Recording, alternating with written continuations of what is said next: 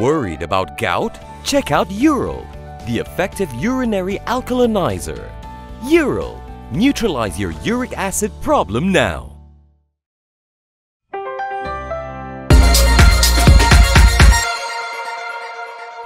Hi, I'm Sinha. Good evening and welcome to KiniNews. The dates for the Johor state elections will be announced soon, and Umno President Ahmad Zahid Hamidi had a message for voters in the state today.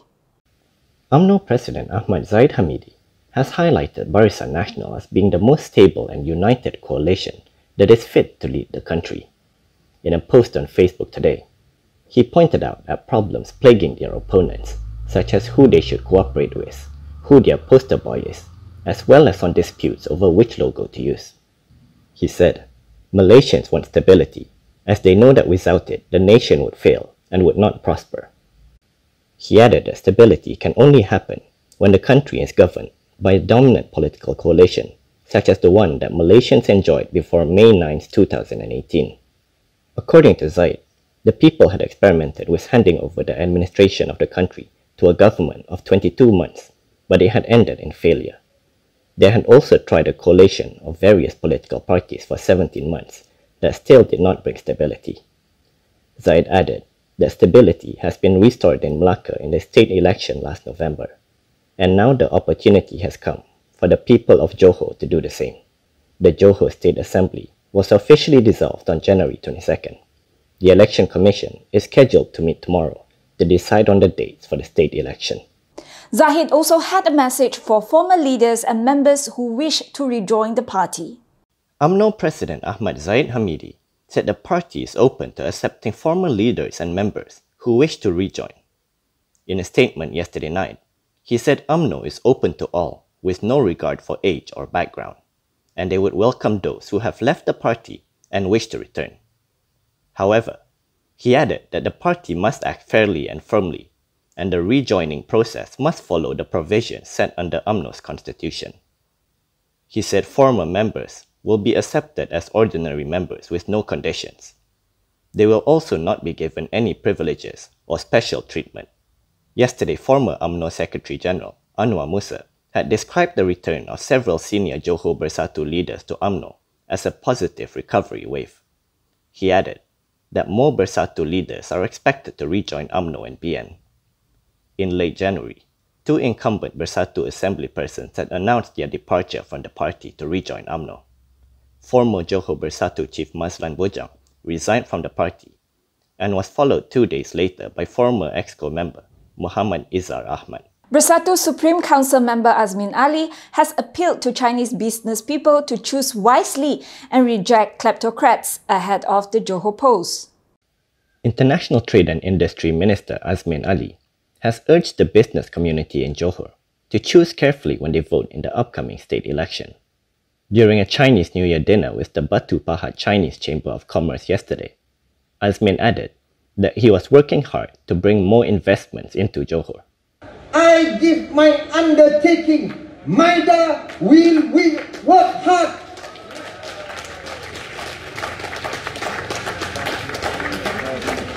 Tapi dalam pilihan raya kali ini, pilih betul-betul. Jangan buat salah. Azmin, who is also a Bersatu Supreme Council member, praised the members of the Batu Pahat Chinese Chamber of Commerce as being men of principle and called on them to reject corrupt leaders, as this is something that investors would look at. We are working very hard to attract new investment into Malaysia. But mereka nak tengok juga Malaysia ini stabil atau tidak. Mereka nak tengok pemimpin kita bersih atau tidak. Dia nak tengok ketua di atas itu korup atau tidak. He also appealed to the members to choose a strong, clean and credible government at both the state and federal level. The Johor State Assembly was dissolved on January 22nd. The Election Commission is expected to announce the important dates for the election tomorrow. The National Recovery Council has announced that Malaysia could fully open its borders to all countries as early as March 1st. The National Recovery Council has proposed that Malaysia's borders be fully open to all countries as early as March 1st, without the need for travellers to undergo compulsory quarantine. Supaya yang pertama, supaya sempadan negara dibuka sepenuhnya dalam masa yang terdekat bagi menyokong pemulihan negara. Dalam hubungan ini, Majlis bersetuju supaya sempadan negara dapat dibuka sepenuhnya seawal 1 Mac 2022 tanpa keperluan untuk kuarantin wajib. However, NRC Chairperson Muhyiddin Yassin said travellers will have to conduct a COVID-19 test before departure and on arrival in the country.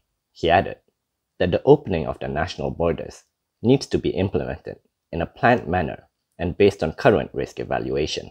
He said this was an important decision by the NRC, which could expedite the economic recovery process. Currently, the country's borders remain largely closed, particularly to international tourists. The NRC had previously proposed that the country's borders be open to international visitors by January 1st. International Trade and Industry Minister Azmin has reminded companies to continue with COVID-19 prevention measures in the workplace to avoid being shut down. International Trade and Industry Minister Azmin has reminded companies and industries to continue with the COVID-19 prevention measures as recommended by the Health Ministry in the workplace. This came amidst the country's fight against the Omicron wave.